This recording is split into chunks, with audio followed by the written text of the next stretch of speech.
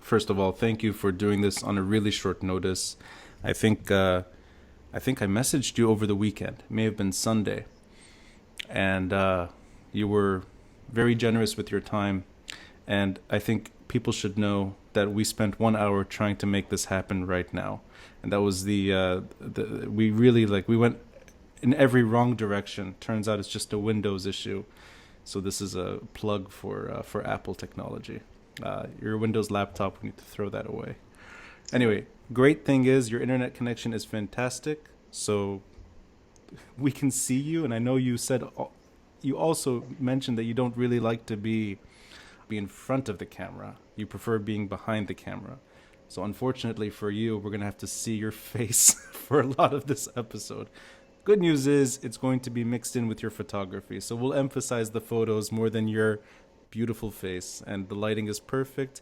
I'm really glad you're doing this in the Daily Star office as well. I think it speaks to the moment that you're the only person in the office as well. So that's actually, it's important to note. And I think this moment is strange wherever you are on this planet. I'm in New York. It's a deserted city. You're in Beirut. There is coronavirus, and at the same time, people are back on the streets. So let's sort of start with that issue, and then we can kind of go back in time and explore your work. I want to just get your fresh opinion. I know things have been moving quickly the last few days. Things have been developing rapidly. In your opinion, in your own sort of emotional reaction to what you see happening, do you think the protests are back in full force? And do you think that the protests that we saw a few months ago, that they were just on pause and now people are back and they're more or less picking up where they left off before the coronavirus started spreading? Well, now at the beginning, in my opinion, protests never ended. They were only on pause because of the coronavirus lockdown, and they were a bit low in attendance because of the financial situation and the economic situation. Mm-hmm.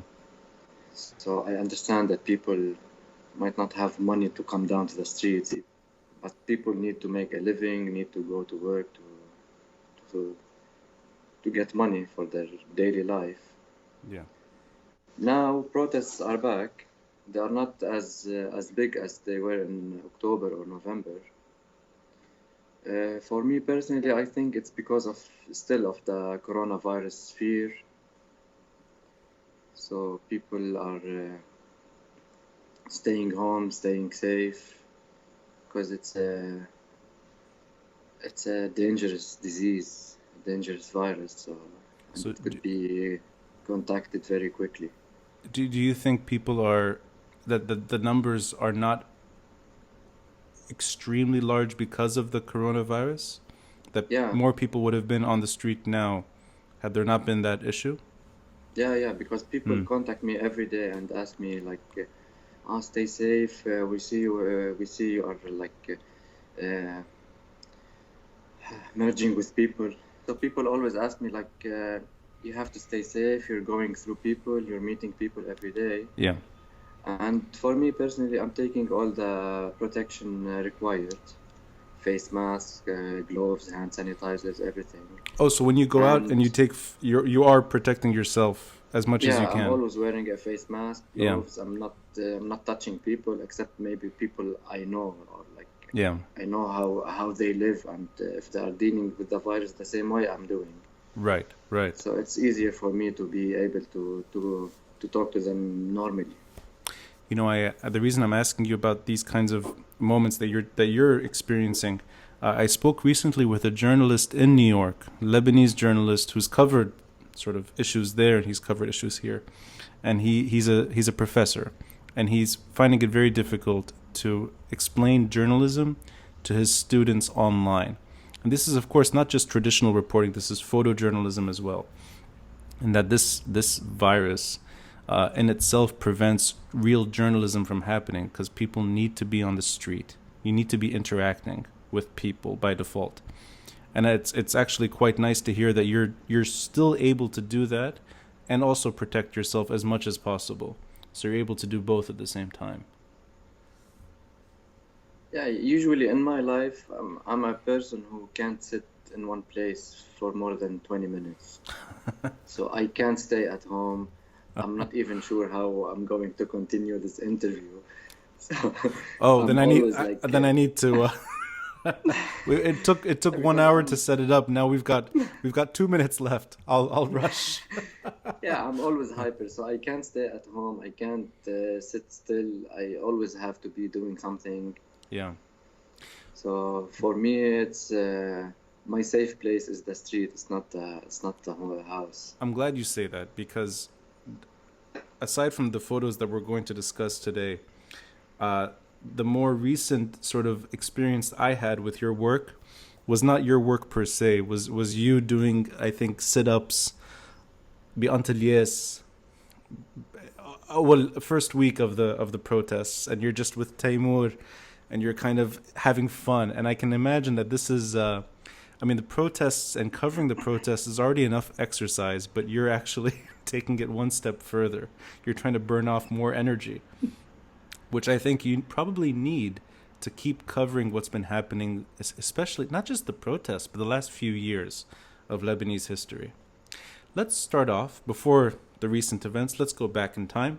I got to know your work mostly from the You Stink movement, from the You Stink coverage. And there's one photo in particular that I vividly remember, and I was so happy that you shared it with me.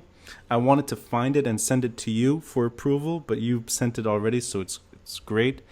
This photo, you know, I didn't know, I don't really know the name of the photographer when I see a photo. I remember the photo. And it was a thrill to learn later that this is your work. I shared this photo with so many people trying to explain just how bad the trash crisis was a few years ago. And this river of trash. And I want to gauge your opinion on this, because you saw the build up and eventually the outbursts of anger on the streets 5 years ago. And it centered around a trash crisis, but it also centered around other things too. And from your perspective, do you sense that the current protests are an evolution of those protests? Meaning that people went to the streets before and they wanted something better. They wanted accountability. They wanted a regime that helps its citizens as opposed to punishes its citizens. And the trash issue was the bigger story, but then of course the protests took hold and it transformed into something else. Do you see the current movement as linking back, or do you see them as separate things altogether? That the You Stink movement was something different, and today we're experiencing something else? Well, the stink movement started because of the garbage, but when people came to the streets, they had different slogans. It wasn't only garbage. Mm-hmm. They were asking for accountability, electricity, healthcare, food, security, everything. Mm-hmm. So the big title was the garbage crisis, but it had so many branches of requests and demands and anger. Yeah. So now what's happening now since October is just a build-up of what was happening in 2015, and 2015 was a build-up for what was happening before 2015. Mm-hmm. Mm-hmm. But in 2015, the trash crisis happened, and it was a reason for everyone, because everyone felt it. Because you see garbage on every doorstep, and in every street, and near the beach, in the mountain, everywhere. So people were angry for what was happening, and they came down to the streets, and it evolved step by step, and it grew bigger and bigger until our regime tried to stop what was happening, and they used force, and they used all kinds of stuff they do until things calmed down on the street. But we still had the problem. The problem never ended. But when you said the 2015 protests were an evolution of other things, are you going back to 2005, or is it sort of a... No, not 2005. No. Okay. Like 2013 maybe, when we had الشعب يريد إسقاط النظام. Right. Ta'ifi. Yes. Yes. So we had huge protests happening there. That's good. So the current protests are there. There's a direct link to 2015, and it's sort of a gradual escalation of demands that sort of people reach their limit, and then you see what's been happening the last few months. But I want to ask you about another photo that goes back to 2015, because when you sent it to me, I thought this was the last few months. And this is a great photo because it is the same exact location. It's next to Martyrs Square. It's in front of Samir Asir. It's in downtown. People are protesting, and you have internal security trying to sort of convince people to back off. And it's a consistency. And I like that you sent this because I really, for me, it's a healthy reminder that this isn't the first time we've been sort of really pushing ourselves on the streets. And it's good to remember the previous attempts. But in your eyes, as somebody who was covering the 2015 protests, did you sense a different relationship among the protesters and the security forces? In other words, was it harder to demonstrate 5 years ago? Were there more obstacles in taking your photos and trying to cover the moment? Did you sense more abuse? Or is it sort of a familiar pattern that hasn't changed? Before 2015, whenever you go down to the street to take pictures of any any protest, any demonstration, any clash with police, with the army, we always fled the scene, running away from people and hiding behind security forces and the army. Starting 2015, when people came down to the streets under one flag and one demand, which has many branches, we started to run away from the army and the police and hide behind the people. Oh, photographers hiding behind the protesters. Journalists, Right. Yeah.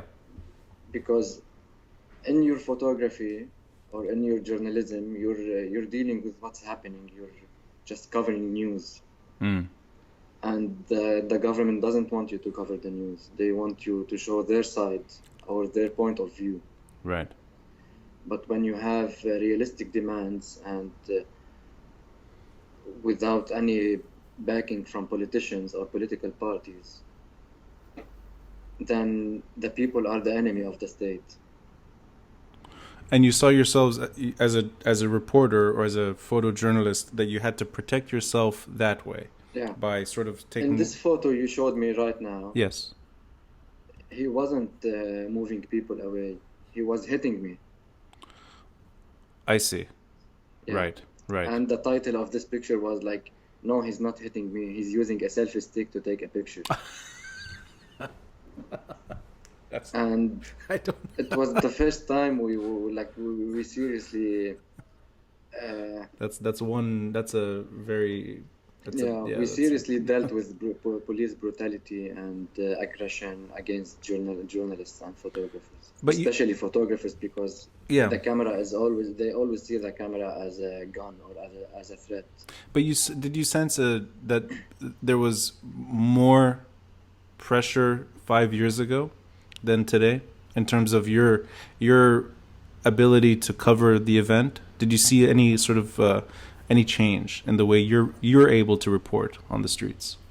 No, I think it's still the same because we always have the same problems with the same kinds of people or the same kinds of security agencies. Right. Other than that, we don't have any problems. In 2015 until now, it's the only protests we ever covered where we are not attacked by the people. Right.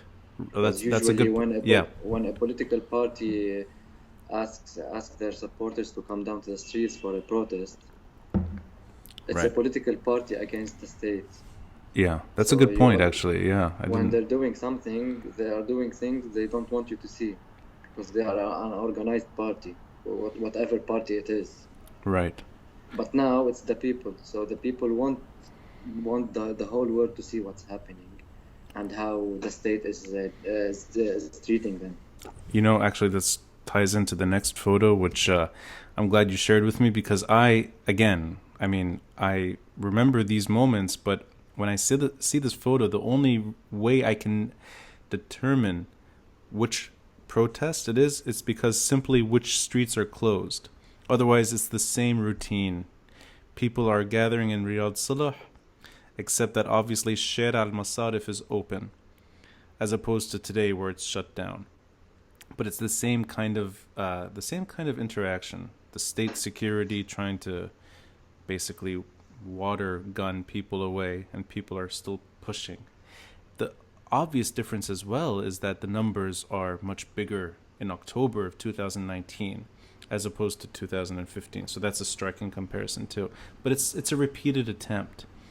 And there's another photo that I kind of I wanted to show as well. This photo here. I want to ask you, just as a photojournalist, what goes through your mind when you're experiencing this really close? I mean, I'm guessing you're just a few meters away from this moment. What goes on in your mind as a reporter, just simply capturing a moment and your own sort of well-being being at stake? Are you intimidated by the moment? Do you run away from it just after you take this shot, or are you kind of it's almost like a thrill to be there and able to experience it yourself with your own eyes so close? Well, at this during this photo especially, we had different experiences before this, like few days before. Where I was shot by a tear gas canister and it hit my ass, and I was like flying around 1 meter up in the air. And did it identifying myself as a journalist and as a photographer, and I was wearing my protective vest and helmet. But because the police soldier didn't want me to take pictures of what he was doing, of illegal stuff, so he shot me in my back. And karma is a bitch. I'm not sure if you want to mention this. No, that's staying in, yeah. It reflected from my ass and it hit his friend's eye. And I have pictures of when the guy was bleeding from his eye. And I was like saying, see, like, you didn't have to shoot me, but then you shot me and you hurt your friend instead of hurting me. You know, بالغلط, Hasan, you just advertised your ass to the female audience, so they're going to be like, man, this is that's one firm ass if a tear gas canister ricochets off of it. That's crazy. So this photo came like 2 days later. So you were experiencing more but you're not injured by that tear gas hitting you. It didn't. No, just like some bruises. So 2 days later, you're determined to go back. Yeah, I didn't leave the street. Like in 2015, I was leaving the street every night at minimum 1 a.m. until maybe 3 or 4 a.m. depending on when the people leave the streets. Because there's something always happens in Lebanon. Whenever cameramen or photojournalists or journalists leave the streets, police or the army will change their tactics and they will become more violent. So whenever you have a camera present, you still have control of the situation as for guarding the people, in my opinion. Right. And you saw yourself playing that role. We always play this role. We always mention to people that if you're not doing anything more important in like the next few minutes or hours, we're leaving. So it's your choice to stay or leave, but we're not covering anything anymore. I'm going to include another photo that we didn't discuss about sharing earlier, but then just before recording, I asked your permission. Before of course. This photo is like this soldier is firing a rubber bullet. So this is just to see what rubber bullets looks like. Oh, I thought that was a tear gas. Oh, that's a rubber bullet. Tear gas usually is shot up in the air. Rubber bullets are shot straight toward the stomach, or like we're experiencing lately towards the eyes. So sorry, Hasan, what are we seeing then in this photo? Is it the ricochet of the shot? It's the flare that comes out of the bullet when he fires it. And So it's the powder burning. That's a flare from a rubber bullet. Yeah. Because rubber bullets have powder before the actual ball. Yeah. So when he shoots it, it burns. And here I'm shooting the photo on a low exposure, so it shows the movement of the bullets. This is a naive question. What kind of camera do you need in order to get that kind of shot? I mean, is it sophisticated camera? No, any camera. Yeah. But it depends on if you know what frame you're taking, if you have the right settings, if Right. you know what picture you want to show. So you can take a similar photo with a phone maybe, but you have to know how to use the phone or how to take the picture right. And I'm curious, is this a photo and then that's it, or is this like one of many photos of that moment that you took? Like this photo maybe have 3 or 4 frames, like from the moment he shoots till the shot ended.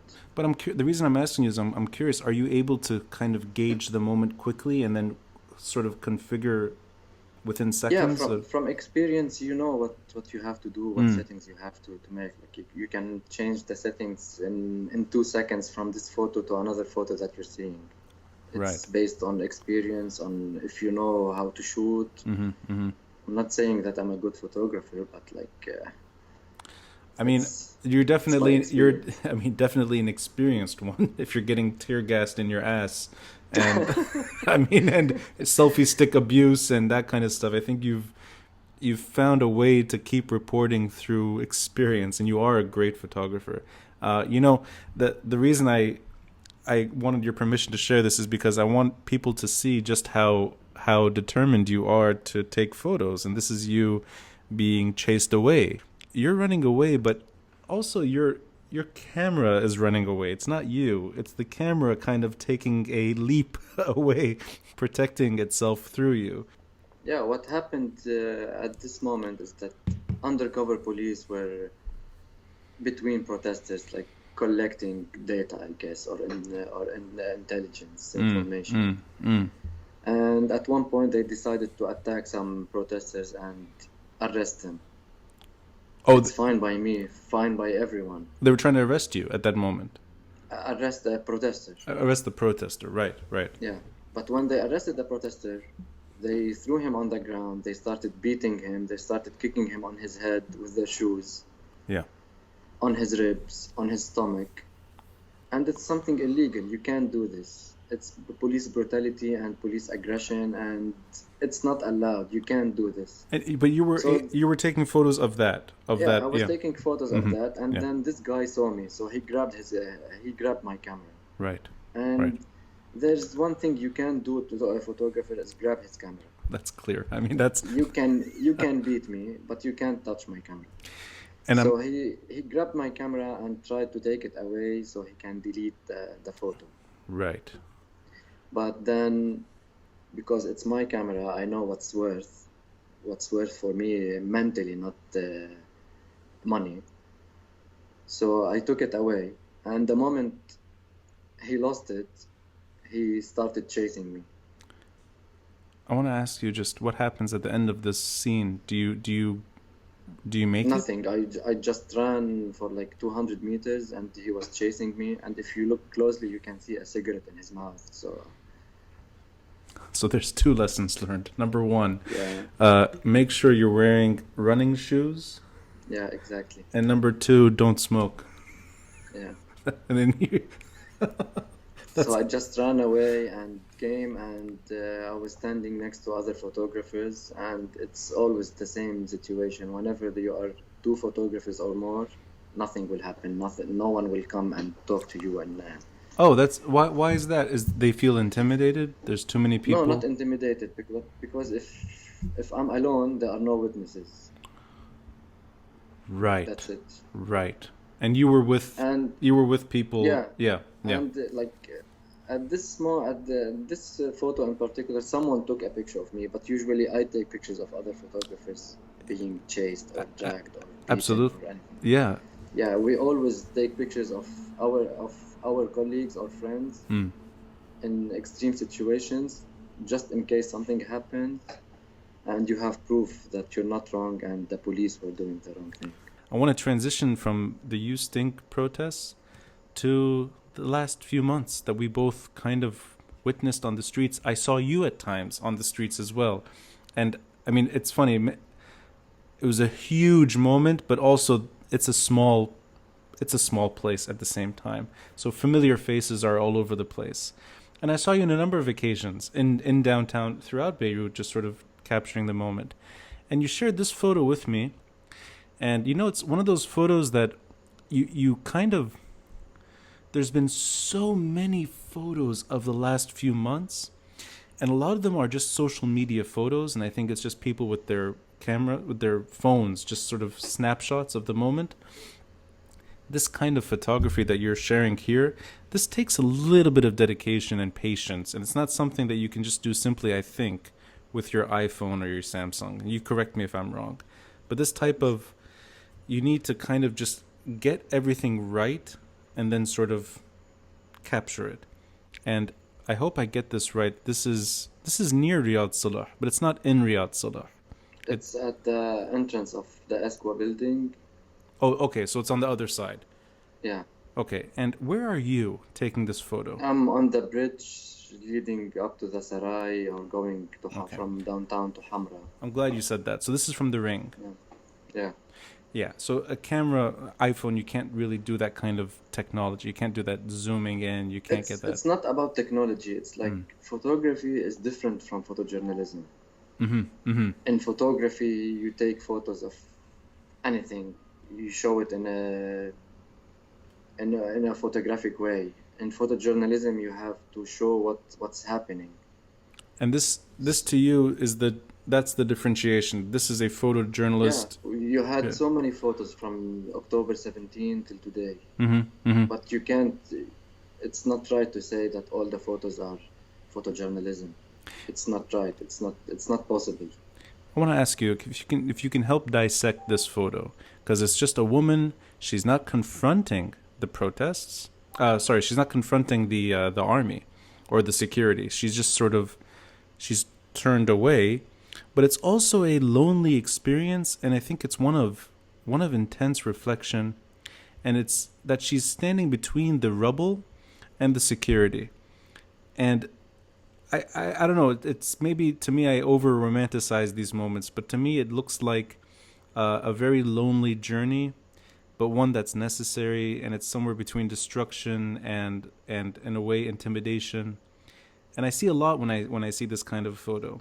But maybe I can ask you what you see when you take this kind of photo. Maybe it's at this exact moment, protesters who were blocking the parliament entrances were confronted by protesters from other sides, from political sides. Oh, this is okay. So this is going back to November, I guess, or this is recently during the vote of confidence for the government. Oh, when they blocked our entrances. Was it February? What? I don't remember. February, I guess. February. Okay, yeah. So just before coronavirus sort of becomes... Like two weeks before. So here all the protesters who were standing in front of the army not fled the scene, but they moved to the sides because other protesters came and started throwing stones.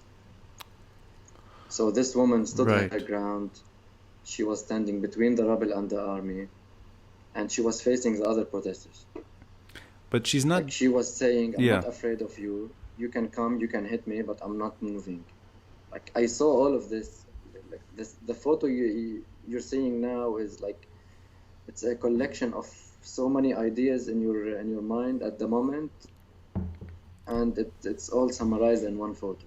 And sorry, she's telling the protesters, I'm not afraid... These are the anti-protesters. Yeah, this woman is from the anti-government protesters. Right, and she's telling the pro... She wasn't saying anything. Yeah. Other political protesters were approaching this point. Right. And she was just standing there. She's like, for me, she's saying, I'm a hijabi woman. I'm not afraid of you. You can come beat me if you want. Yeah. And I'm not even afraid of the 50 soldiers behind me. Yeah. And I posted it on Facebook, and someone said, like, these are the moments you always look for in journalism. When I posted this photo, a guy randomly, I never met him in my life, and he said, "This is my mother." Oh. Yeah. Oh, wow.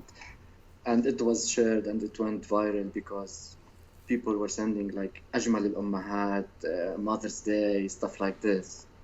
Can I ask And you? my caption was, "A woman is worth 1,000 women," because usually it's Yeah. a woman, a man is worth 1,000 women. I'm not sure what. Yeah. Well, it's there's something there. One of those is good. But can I ask you? When you take this kind of photo, do you know that this moment is important, and then do you sense that this is the kind of photo that's going to be shared to the point that for sure. the sun The moment you take the picture, like, I mean, in photography especially, it's not like video. In video, you hold your camera and you take rushes, and there are no still movements. But in photography, it's all saved in one moment. It's not variable. It's not changing. There's no distortion before and after the shot. You just see the shot. Yeah. And every assignment, like, you can't say all the photos I take during an assignment is a very good photo. But every assignment has 1 or 2 or 3 or 5 photos that are really good, that really shows what's happening. That makes sense. So this is you sense it at that moment that this is going to be you know the difference yourself at this moment between. I took like 600 or 700 photos before this one. But the moment I took this photo, I knew that it's better than from most of the ones I took. That's incredible. I even took good pictures after this one, but for me personally, I only shared this photo from this day because it meant things. Yeah, and I'm guessing you're tired at this point too, because you've been covering these protests in and out on a day-to-day basis. I'm guessing also some exhaustion plays a role, that you're maybe hoping for this kind of a moment to emerge. I'm speaking purely as a photojournalist, not as someone supporting the protests, just as a career. I'm sure that there's a lot of emotional sort of wariness over time, that you're waiting for this kind of moment to emerge. Yeah, for sure. Like, if you want to explain the photo, it's somehow a sad photo, but at the same time, it's a happy photo. It gives you positive vibes. Positive vibes for women, positive vibes for confronting the army, positive vibes for standing for your rights. Yeah. And maybe she was feeling the same thing, but she's expressing her feelings by standing there. I just showed what she was feeling, I guess. And the photo is what I felt during this moment. I think it's incredible that the son would let you know that this is his mother, and that I'm sure she knows afterwards that, there's somebody taking my photo, and I'm sure she doesn't know that she's part of something right there. I'm sure she doesn't realize that she's going to be viral. Yeah, she didn't even see me, because I was exactly. Like at least 100 or 150 meters away from her, and I was on the bridge on top, and she was looking in front of her. She wasn't looking to the sky or to the bridge to see what's happening up. I also like that she's not necessarily dressed for a protest. I mean, she has a purse, and she could be going out to a cafe. I mean, it's not like, it doesn't look like a protest moment, but it also speaks volumes that anyone can be there. From a middle-aged woman who's just out and she's not afraid, to a young woman sort of ready to charge, and all types of society kind of joining in at that moment. But no, I really like that photo, and there's another one that you shared with me about the protests, and it's something that I saw myself. And this is going back to the moment where protesters started making their way up to Baabda.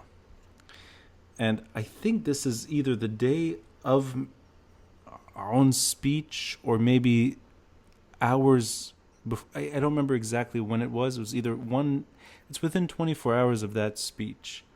People start going Yeah, it was when he did the televised interview, I guess, and he Yeah, said, "If you don't like Lebanon, you can emigrate." right, right. And then And what's written on the banner the girl is holding. right, إذا مش عاجبك الشعب أنت هاجر, أنت you هاجر. Yes, emigrate. أنت هاجر. Yeah. So, can I ask you though?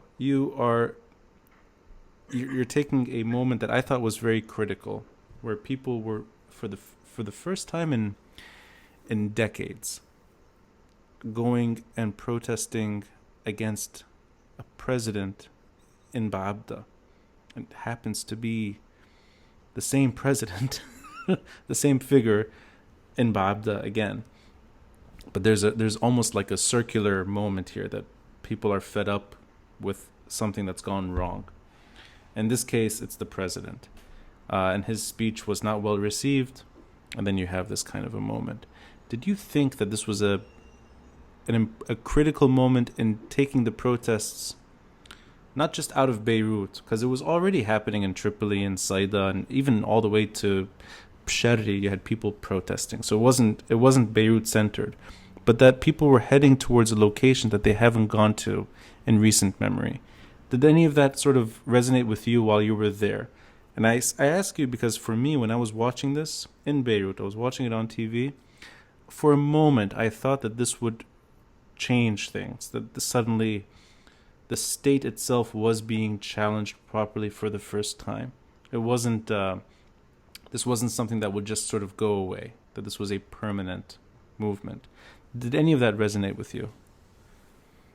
Yeah, sure. And my opinion is Martyrs Square and Riyadh Solh are not made for protests. Whenever you want to do a protest, you have to protest where you can make effect or where you can make your sound heard.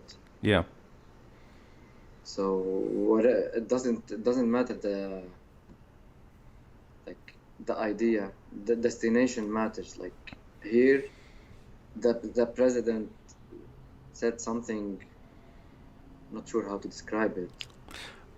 And the only good way to respond to it is to go to where he said it. Yeah, but it, for me at least, it's the first time in my lifetime that I saw that institution being challenged by people. Yeah, me too. Yeah, because you've seen people talk about it on occasion in TV interviews and maybe sort of the boring politics that we all are fed up with, but this was something different. And can I ask you, you explained this to me. How do people actually climb these signs? Because I only... There are stairs on the sides of the poles. Okay. Usually you need a small ladder to reach the first step. Right. You know, this to me... The people have so many inventions to climb there. Yeah. And this photo in particular, like this woman holding this banner, was down on the street. And we all took pictures of her down. Mm-hmm. But if you look at the photo, it's a woman holding a banner, standing in a street surrounded by flags and people. Yeah. It doesn't show where she is. Yeah. Even if my caption says it's at the presidential palace. But when she climbed up the pole and she was standing in front of the banner, you see the presidential palace sign and you see the sentence that's written. Right. And you know by substitution that this banner is addressed to this location. Yeah. And of course that it's quite nice that on this highway sign, it's every location that she's trying to challenge is literally right above her. I mean, it's sort of in order. I'm going to now go to another photo where this to me was two things. It was, it seemed necessary and at the same time frightening. And this is, this happened many times repeatedly, but I'm guessing this is the earlier stages of the protests where the roadblocks were happening all over the country. And this photo happened after the second speech for the president. Okay, so I'm guessing November. It was after the immigration speech. Okay, so it's also reaction to because the every time he went on TV and spoke, things would escalate. Even like sometimes nothing would be happening in the streets, and then he does a speech, and people will come down to the street because people are fed up with nonsense talk. You know, and I looking carefully at the photo, I can tell it's Jemezi, the entrance to Saifi village in Jemezi, because Burj Al Ghazal is just kind of on the right in the corner. Yeah, exactly. And this is, I mean, disagree with me if you feel otherwise. To me, when I see this, and I know I'm not, in no way a journalist or even close to what you're doing in terms of just capturing the moment as the viewer, as the audience.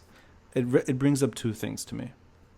It brings up something which seems necessary, which is civil disobedience and people closing streets in any way possible, trying to send the message that they're fed up. And that in Lebanon there aren't many avenues to do this, and this is one effective way, and it did work. Blocking roads. Also says something to me, which is there's a threat of violence. Even though, and I want you to disagree if you feel so. There's nothing violent per se in the photo. No one is being attacked. There's no injury. It's somebody who's helping burn tires on the street.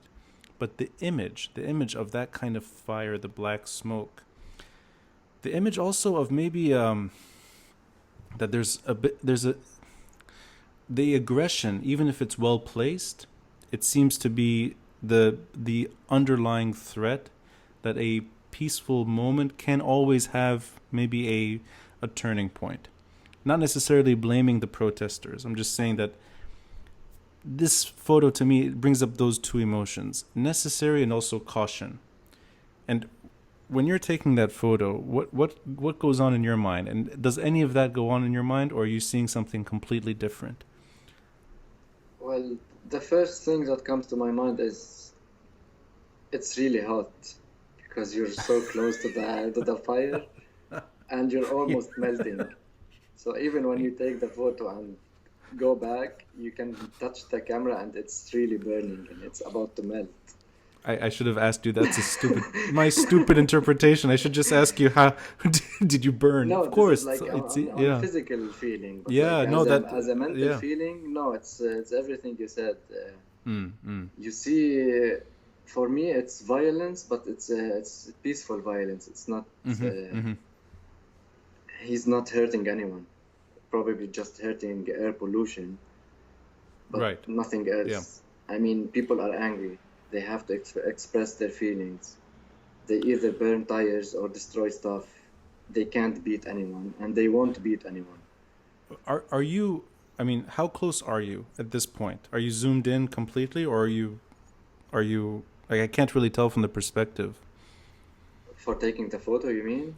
Yeah, because if you're getting that kind of heat, I'm guessing you're very close. Yeah, very close. It's a wide angle photo, but like you have to take it up close to show everything. You can take it from far away, but most of the time you'll have obstacles in front of you, people passing, blocking your photo, blocking your view. But when you come as close as possible, no one will come in front of you because it's really hot. This moment that you capture, the protester who's part of the shot, is there any problem there in including him in this photo? No. No. Did you get any protesters telling you we don't want to be in your photos? Did any of that happen? Rarely, but when it happens, they don't have a logical reason. Like sometimes he's wearing a protective face mask or anything. I mean, and I tell them, they come to me and say, we don't want our picture taken. And I say, if I show this picture to your mother won't know you. Because nothing is obvious about you. So there's nothing to complain about. And he doesn't go home with that mask on. Even if he went home, but like at the moment, you can't be afraid from anyone because no one will know your identity. It's so hidden and nothing is obvious. And then when they hear my point, they agree to, okay, keep the photo. I'm not arguing anymore. But is there any? It rarely happens. I'm curious though. When it does happen, and then it becomes a problem, is there anything you do to kind of de-escalate the situation? I mean, have you ever had to delete a photo just to get somebody off your back? Like personally, Ah, by the way, it's my wallpaper photo on the desktop. This one. Oh, this photo is your Yeah. desktop? Jesus. That's well, you know. Yeah, I just noticed it. Yeah. Yeah, when this happens, it's like most of the time, these people will see you again in another protest, and they will ask you, "Can you please send me this photo?" Of course, Yeah, right. That's interesting. and So this they this want, always yeah. happens. Like you can't argue with me at the moment, and like 15 minutes later, you come and ask me for the photo. You So the have to same decide. person.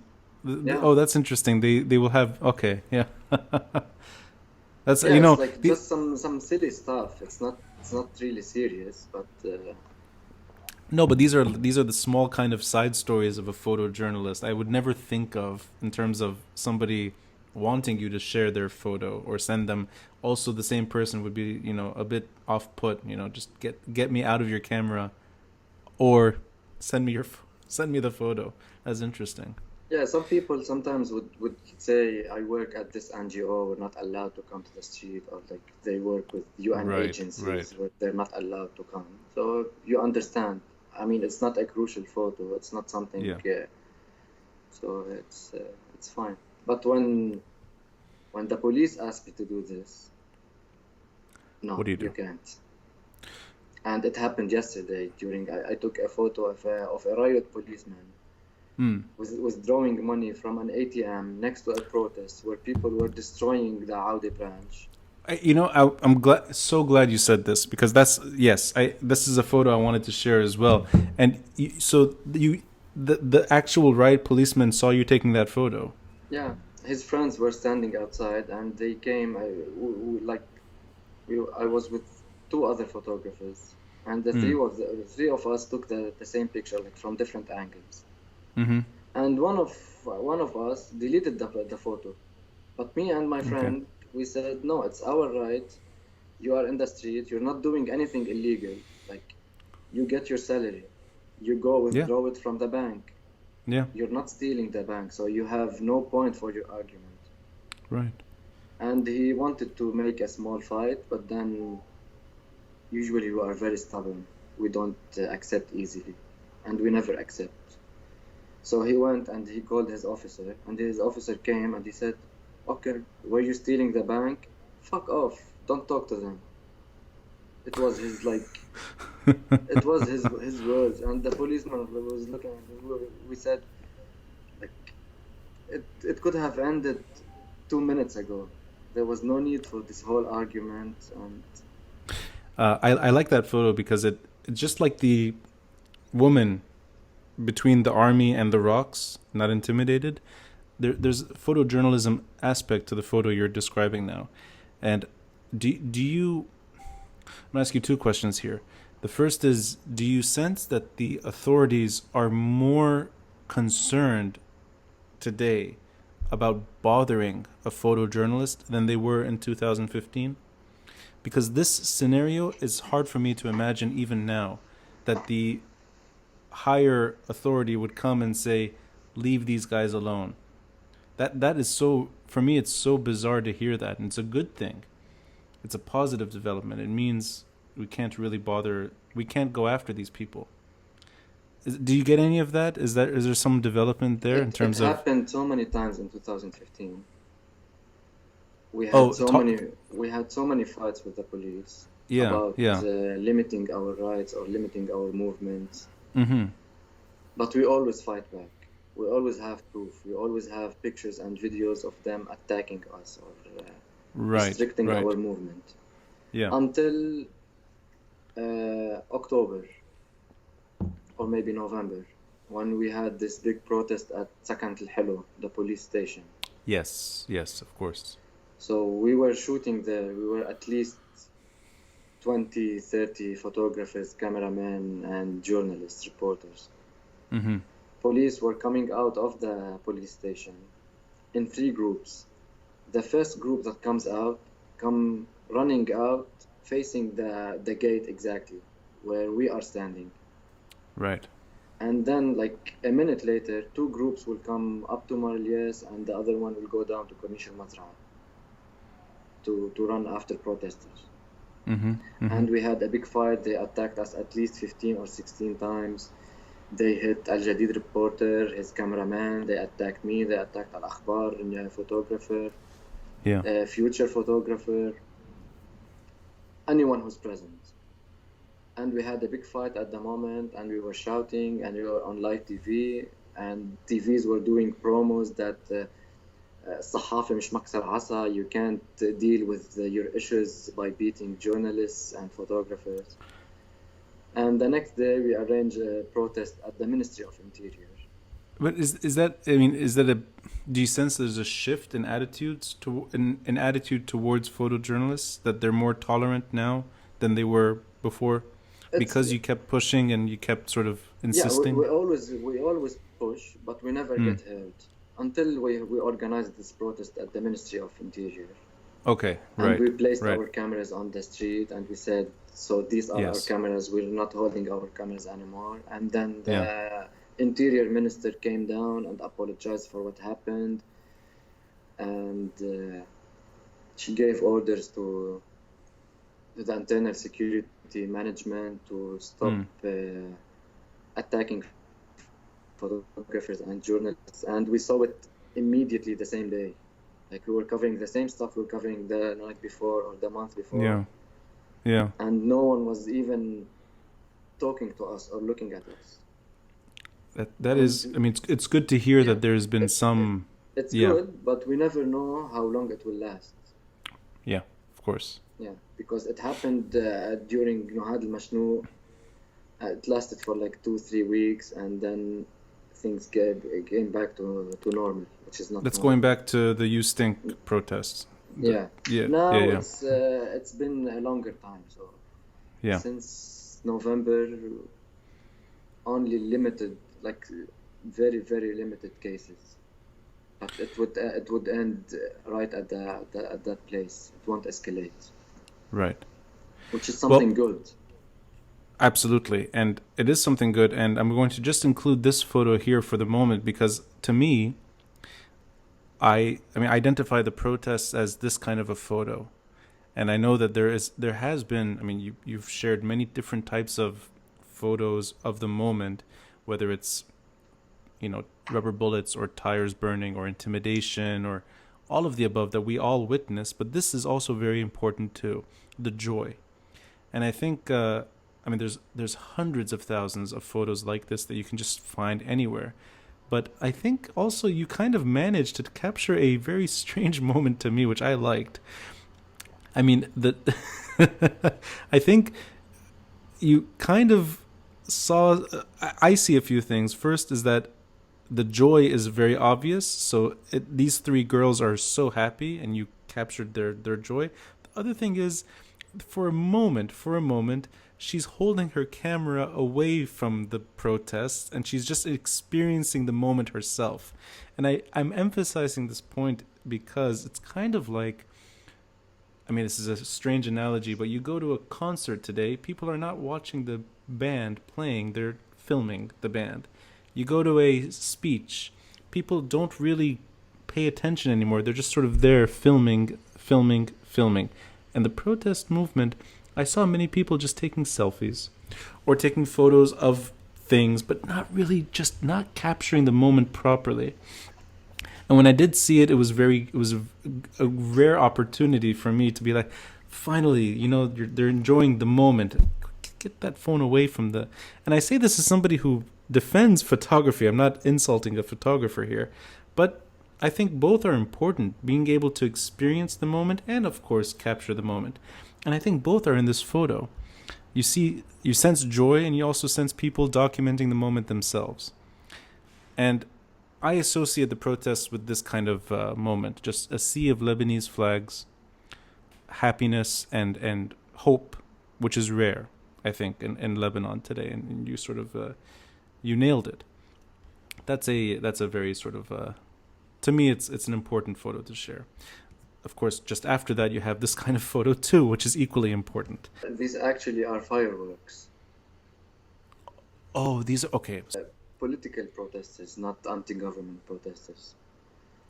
So they were trying to attack Riyadh Solh area, and Right. police, for the first time, decided to stand in their way, and they had fireworks, and they started firing at the police. So here it exploded between Yes. my legs and between the police, and I actually burned one of my jackets. Like the flare came between my vest and my jacket, and it burned it. Between your legs too. So like, Yeah, because they were shooting lots of fireworks, so it was hitting everywhere. sooner or later, Hassan, you're gonna not be able to go to the bathroom or procreate. Like both are at risk.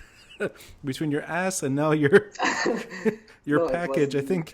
it was next to my feet, not out. Oh, okay, good. So you're still in the safe zone. Because I know your camera is important, but something else is important too. We need to make sure that makes it out too. Okay, so I can tell from the background this is next to Al Khanda. Yeah, I'm guessing this is. You correct me if I'm wrong. This is above Riyadh Salah, and the ring is yeah, just behind. like the building on the left is the new Touch building. Oh, so this is in downtown. Yeah, in downtown. So In the parking lot. the ring is just behind the tree you see in the photo. Yeah, exactly. The ring's behind. Okay, Yeah. right. You were able to come from the protester side up Yeah, towards internal security, and behind them is where the political protesters are sending fireworks. Okay, yeah, so you're kind of in a moment, you're with the internal security yeah, being shot at by fireworks. yeah. Because this is our work. You always cover what's happening. It doesn't matter which side you're covering or which side you like most. You always cover what's happening in front of you. Like the 2 or 3 days before this one, we weren't not allowed. Like they wouldn't let us stand next to them to take pictures. But when we took pictures like Right. this, they came and asked us for the pictures. Like there's an irony here. Like you Yeah. can't prevent me from doing my job 2 days ago and now ask me for the pictures. Yeah. Because Yeah. it doesn't matter how much I hate you or how much I don't like what you're doing, but it's my job to cover what's happening. But I think it's also quite revealing that when they are being attacked, they are in need of evidence too, and they want you to be Yeah. they want you to be able to document the moment too. So it's almost like a catch-22. Yeah. Yeah. But usually Okay, I don't give photos, and Yeah. I certainly don't give photos with people's faces, and I try as much as Right. possible to keep people away from photos. Like all my photos have people in them, but like not in a direct way. Even Yeah. if I'm shooting something very controversial or intense, I always ask people, if you don't want to be in the shot, either move or cover your face. So you give them Because fair warning. yeah, They know because that. I don't Okay. want to be Yeah. a problem in the future. You Yeah. saw me Yeah. Yeah. taking Yeah. a picture. You have two options. You either leave, let me do my job, or do whatever is safe for yourself. This photo here, which is next door in Martyrs, it's still technically in the Martyrs Square area, but it's right before they closed off Samir Asir from Martyrs Square. And I can't really tell if this is a recent photo or one going back to the fall. It's the same day as the woman standing in front of the army. Okay, so this is also late Yeah. last year. Yeah. So this shows you how my movements are spreading across the city. Right. Yes. But are you, I mean, this is a silly question. You're seeing somebody throwing a cone. Are you just standing there waiting for this to happen, or do you sense that this is happening and you run towards it? Because I mean, this Okay. is not an easy shot to get. Just This sort of. this is something in photojournalism. You see a Yeah. photo somewhere in the world, you know you like it, and you know it's nice. You always keep it in your mind that you want to do the same thing. But sometimes, because you're in a different country, different situation, the right place, the right time, sometimes it's not possible. For me, the moment I saw this guy dragging this cone, I had the photo ready in my mind. I mean, even if it would hit my head, I have no problem taking it. So, but I mean, you're just on the street when this happens, and you run like towards I it. came running like 30, 40 meters just to reach him before he threw it. Oh, so okay. So you sense the moment is happening. Yeah, because Yeah. you always monitor everything. This is the thing in journalism. Shots don't come to you. You have to look for it. That's interesting. Yeah. So you're actually keeping an eye out for the right moment. And Okay. this one actually has a title if you want to hear it. Yeah, please. Yes. Uninstalling VLC player.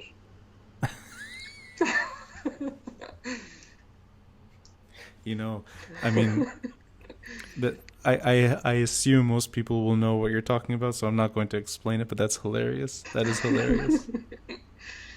That is hilarious. You know, and I also like that there's somebody in the photo by chance, also climbing the wall, trying to get up too. So both are happening. There's the sort of lobbying and the attempt. And VLC player uninstalling. That's funny. Trouble you now with just a few photos of the coronavirus. And a lot of the photos you've shared online are just sort of deserted highways. And you're usually on an overpass. I think one is on the way to Saida. It's just an empty road. It's things that you don't know in Lebanon. Empty highways. I don't know these moments. And part of me wishes I was there just to see that for once. Complete emptiness.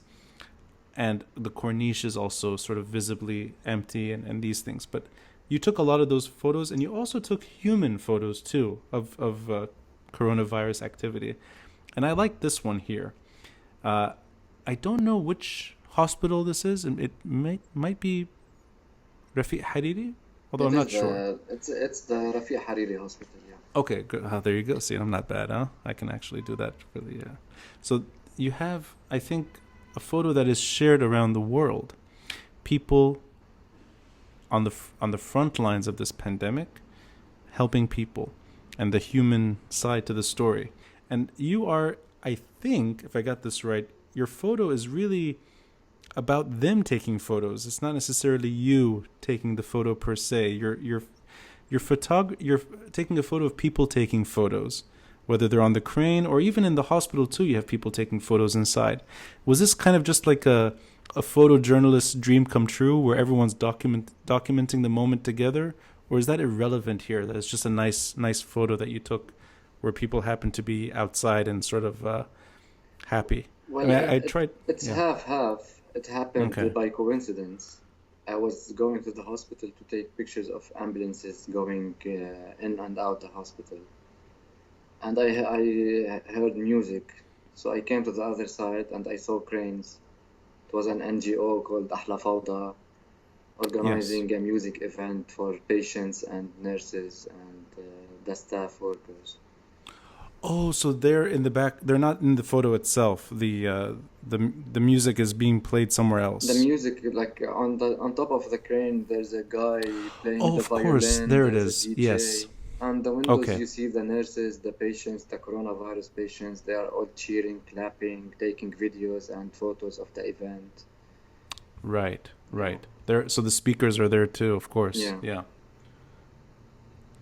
That's okay. But it's also a positive side to the coronavirus, the human story. It's one of the only positive stuff we documented for the coronavirus. Although I would argue something, that the nature being slightly recovered at times, not that yellow sky above Beirut and the water just looking just a little cleaner, and the sky is a little bluer and the air is a little cleaner. That's also maybe an unintended positive side to the story, that nature is just a little bit better off. Actually, water is super clear, not a little bit clearer. Right, yeah. Like now, if you stand on the corniche, you can see the seaweeds actually moving and growing. Like I've never seen seaweed at Ain al-Mraisi the same way I saw it last week. Yeah, and I think, in a way the whole world is experiencing this, but in Lebanon it's it's more relevant just because how Yeah. polluted things are, that it makes a difference. It stands out quickly.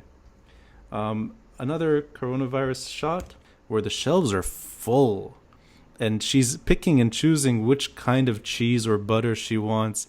And I think that's the kind of luxury that I have not experienced, at least in New York. The only difference is the shelves are full because the prices are high. So even Right. if you want to go and do mass shopping, you can't afford it. That's interesting. So this is because of the this is the price issue. It's not it's not because yeah.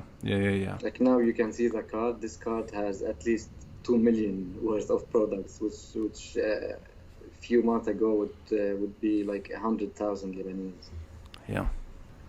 Well, the last photo of coronavirus is I believe it's this one. Yes. And I like something that you can do and anyone can do, but as a photojournalist, you're taking, of course, you're documenting how coronavirus impacts a family.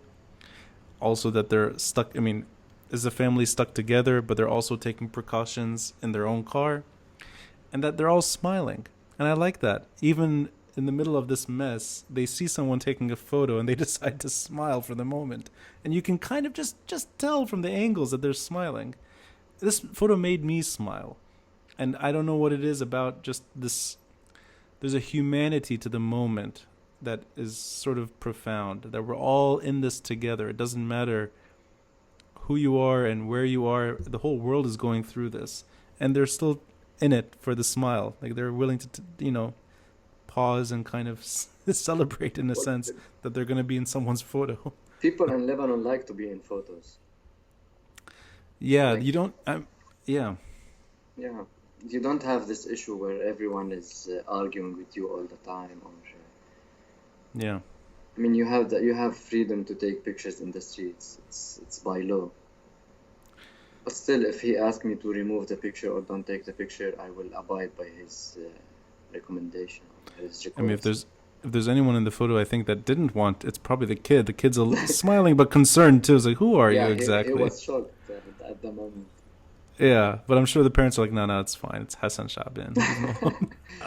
He's taken our photo before at different protests.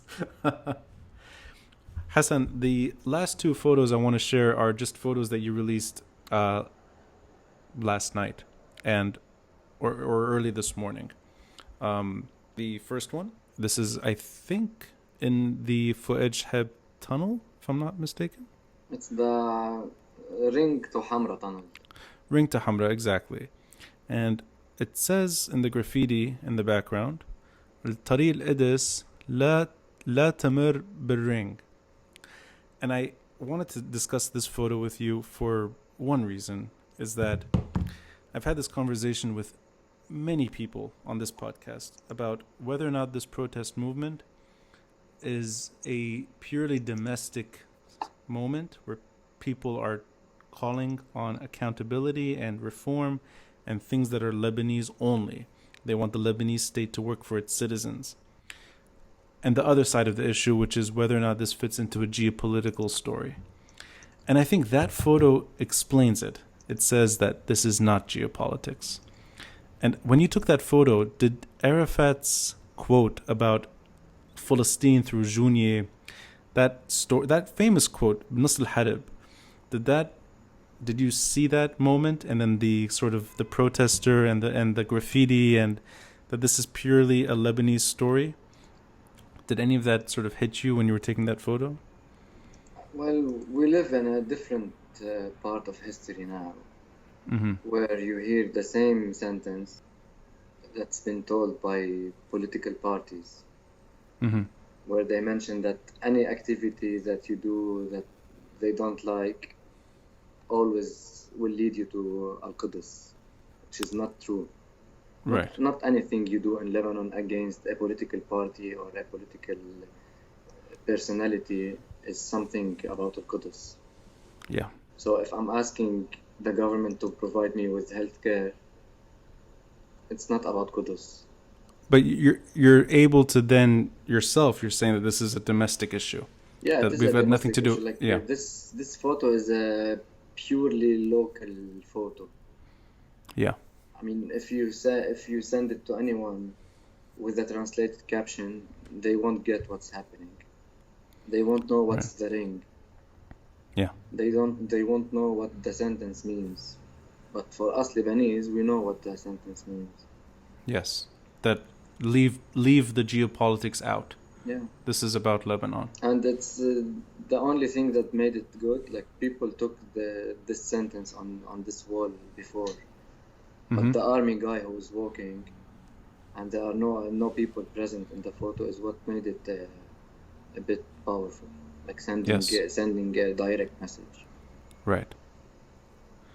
The last photo, I want your immediate reaction to. It's a photo. I think this is from yesterday's protests in Beirut. This is against Bank Audi, and sort of this is attacking the facade of the bank. I guess this is in Jamaizi or the Madkhal Saifi village. It looks familiar. I hope I got that right. It's facing Burj Al Ghazal. Okay, so it's the same location, right? It's at the sort of near the ring going down. I've been away since late January, so I've been in New York for the last 3 months, and this photo, when I see it, two things hit me. The first is desperation, that people are desperate in April, and that violence has become the norm to a point, and this kind of attack is born out of deep frustration. Other side is that I really worry about the future of the country. And I really am afraid that these kinds of moments can degenerate into something that's difficult to manage long term, and that violence and anarchy could define the next stage of Lebanese history. You're documenting the moment, and this is all fresh, and we don't really know how all of this will play out, even in the short term. But there's a sense of that low levels of violence are becoming the norm.